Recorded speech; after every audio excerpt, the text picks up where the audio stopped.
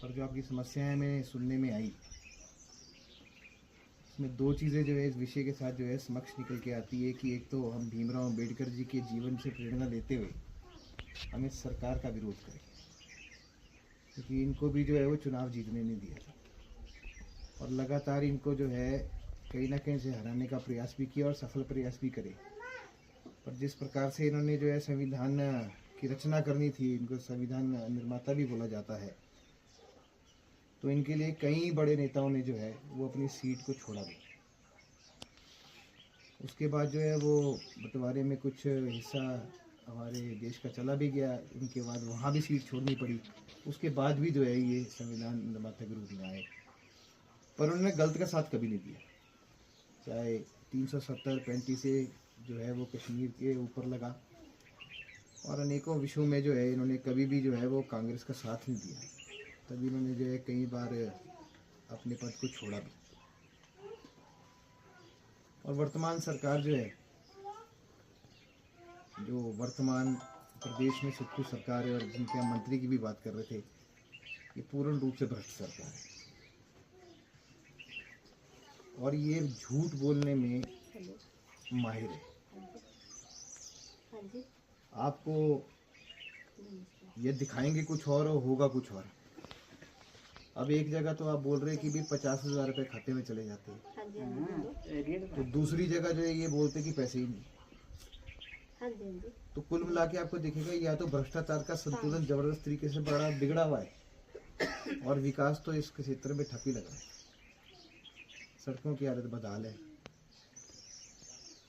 जब एक कांग्रेस सत्ता में आई थी तो गारंटियों की बात करी थी और यहाँ महिला से शक्ति ज़्यादा है और 1500 रुपये का उन्होंने वादा किया था, वो तो मिले नहीं। तो इन चीज़ों का भी हम जो है वो बार बार लगभग प्रचार करें। आए तो नहीं किसी को इनके पास तो खाली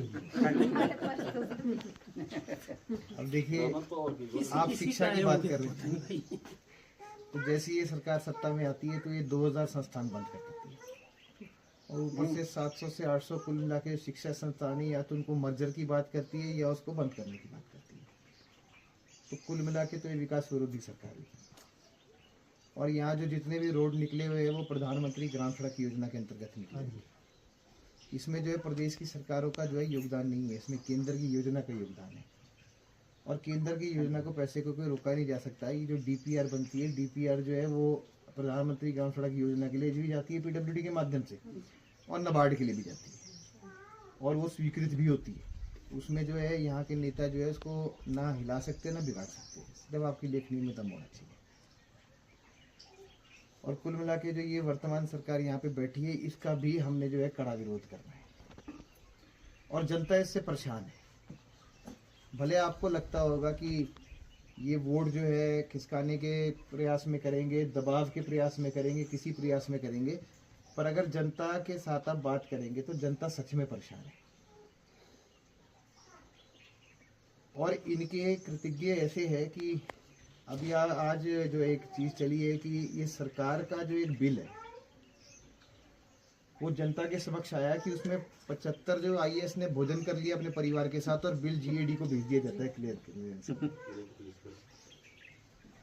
और इसी प्रकार जो है अभी ओकोवर में जन्मदिन की पार्टी होती है, उसमें जो है बिल जो है 6.5 लाख का चलेगा। तो कुल मिला के कोई अच्छी सरकार नहीं चल रही है।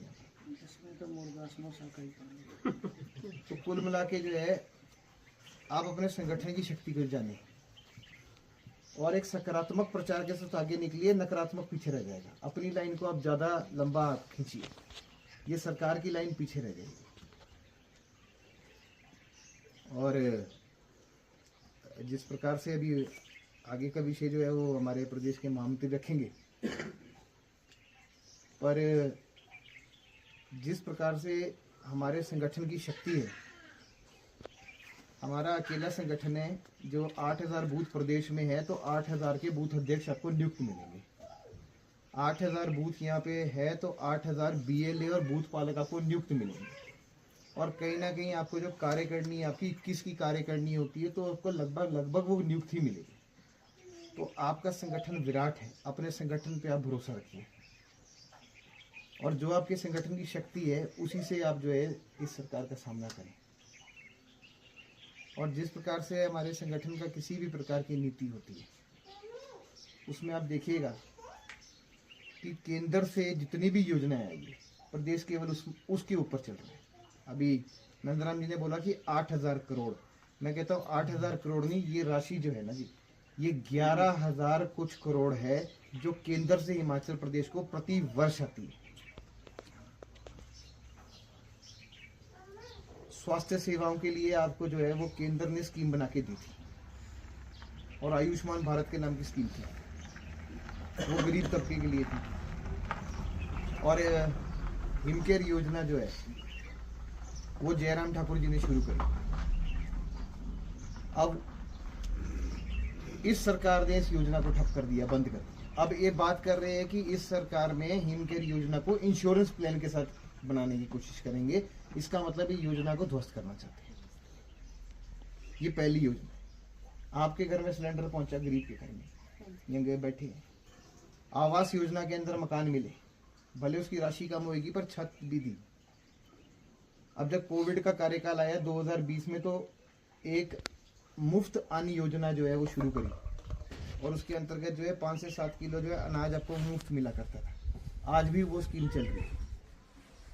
तो अगर किसी ने शोषित, वंचित और पिछड़े वर्ग के बारे में सोचा तो वो केंद्र की प्रधानमंत्री नरेंद्र मोदी सरकार ने ही सोचा और उसको आगे ले जाने वाली वर्तमान सरकार की जयराम ठाकुर सरकार और पूर्व में धूमल जी की सरकार ने।